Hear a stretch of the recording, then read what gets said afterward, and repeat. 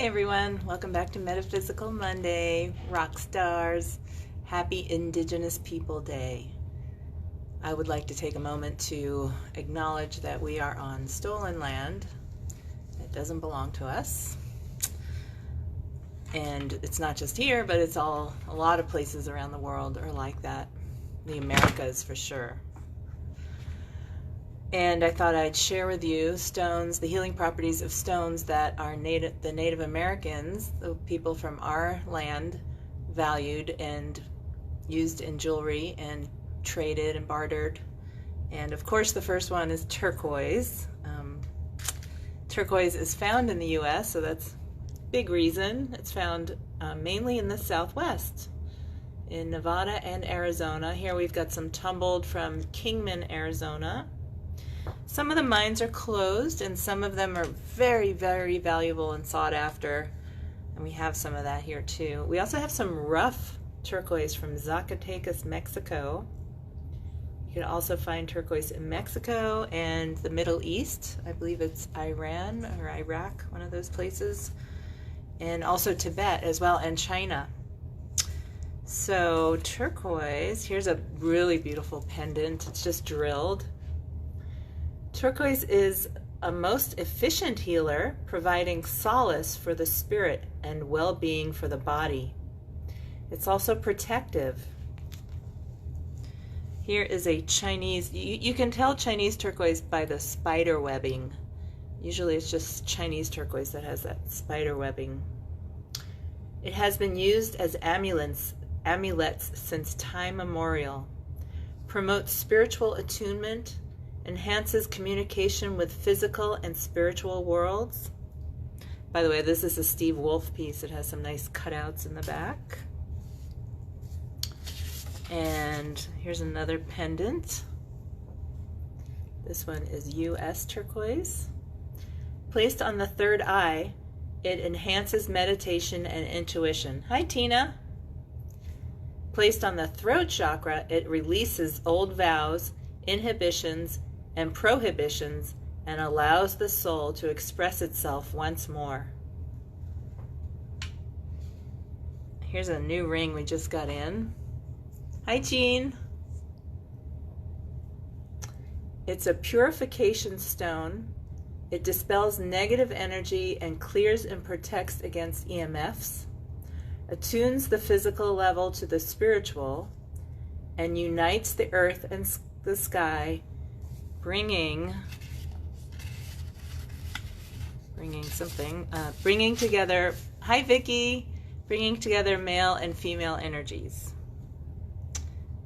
Let's see, here's a new, I call it a double-decker ring we just got in. It's a promoter of self-realization. It assists in problem solving and calms the nerves when speaking in public.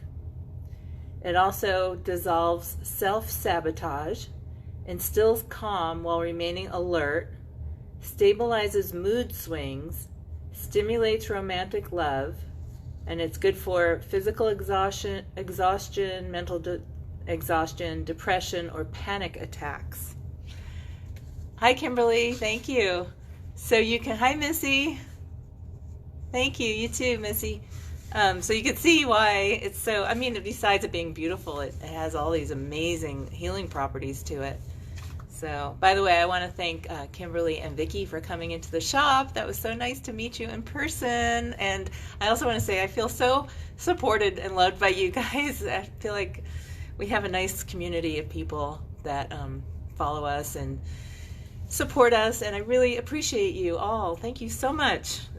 I feel so blessed. And then we have onyx. Onyx is another Native American popular stone. Now, we don't have a lot of things in onyx except for the tumbled and jewelry. For some reason, I don't know why, they don't make like eggs and spheres. They make, they use obsidian for that, but I don't know why they don't use onyx. Here's an onyx face roller. So onyx is a strength-giving stone and provides support in difficult or confusing circumstances in times of enormous mental or physical stress. It's centering and aligning with a higher, it helps you center and align with a higher power. Here's a really cool pendant. Look at the detail on that. Now this is called granulation. It's a Balinese technique of jewelry work, by the way. And it aligns and centers you with a higher power and it makes a higher guidance accessible. And it shows you that how everything's connected. Help me. Oh, thanks, Kimberly. That's so sweet. It facilitates being master of one's destiny, promotes vigor, steadfastness, and stamina.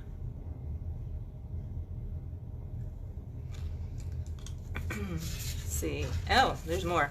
It aids in learning lessons. Here's a pair of faceted earrings. See if I could get it to focus. I have to hold it like this. And here's a ring, another ring.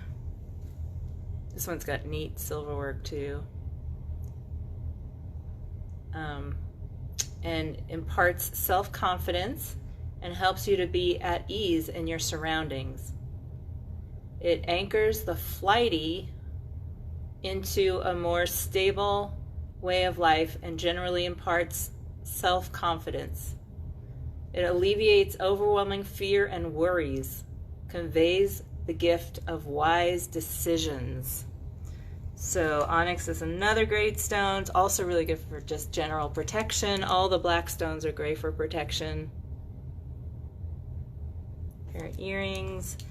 Here's a cute little, just simple pair of faceted dangles. So those are like short little short little earrings. Here's a faceted pendant.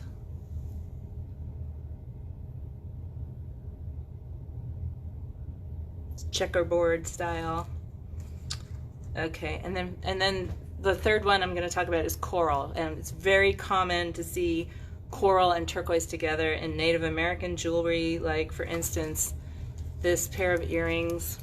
It's kind of typical Native American, and also Tibetan too. The Tibetans, you know, they find coral and turquoise in Tibet, and so it's interesting that the Native Americans of the U.S. of this land also, you can find it here too. So it's kind of interesting, I thought. Here's some little pieces of coral that we have. So, by the way, red coral is great stone for feminine energy. It's considered to be the blood of Mother Earth by the Native Americans and considered to be particularly precious by Tibetan women for menstruation and fertility. It stimulates and strengthens female reproductive organs through tissue regeneration. And just in general, you know, it's really good for feminine energy. So this is natural coral. The earrings, this is called bamboo coral, and it's dyed. And this is called sponge coral, and it's also dyed. This is a ring, by the way. Cool little spiral. Here's a pair of sponge coral earrings.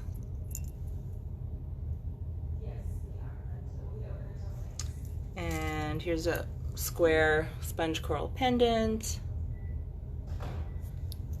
Here's a round sponge coral pendant.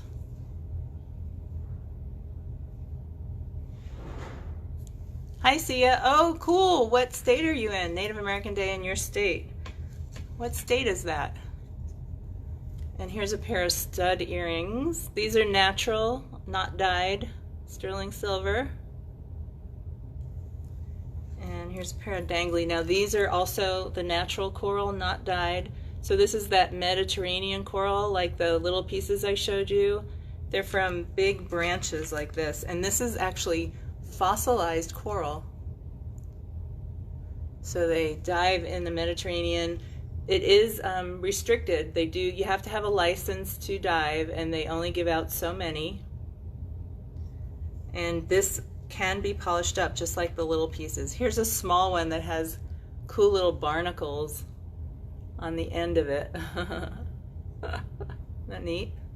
Huh?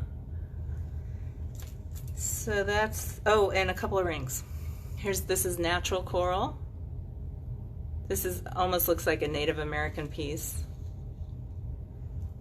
And here's another one, smaller. Thank you, Vicki.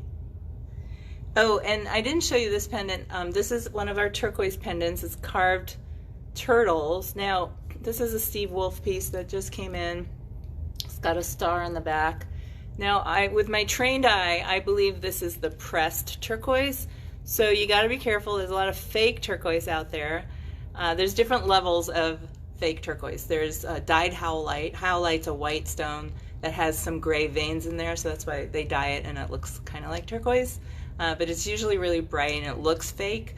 And then there's something called pressed turquoise, like what I believe this is, so turquoise is a really soft stone, and they usually have to mix in or soak it in polymers to keep it, it's called stabilization. They stabilize the turquoise so it doesn't turn into powder, it doesn't chip.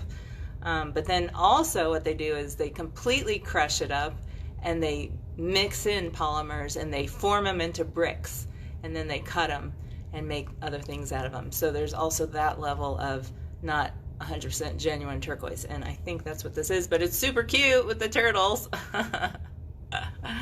Anyway, so that's some of the Native American stones that I wanted to share with you today.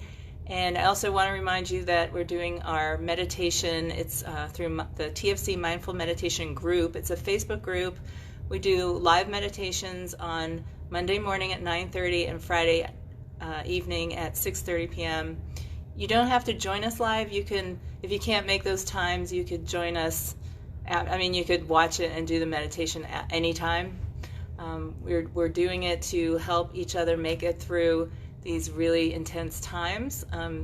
As you know, we're going into an even more intense time with the election coming up, and not sure if you've seen in the news, but state and federal police are already planning on the various different scenarios that can play out so that they're prepared on dealing with it. And so that scares the heck out of me. I don't know about you, but not looking forward to it.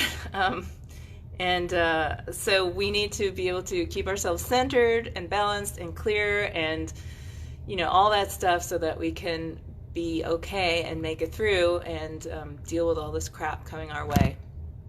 So I hope some of you can join us. Check it out if you haven't yet.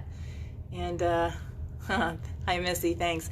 Yeah, in fact, last night there was more rioting because it was called the Day of Rage, which I thought would be today because it's Native American Day today. Oh, good. Thanks, Jean.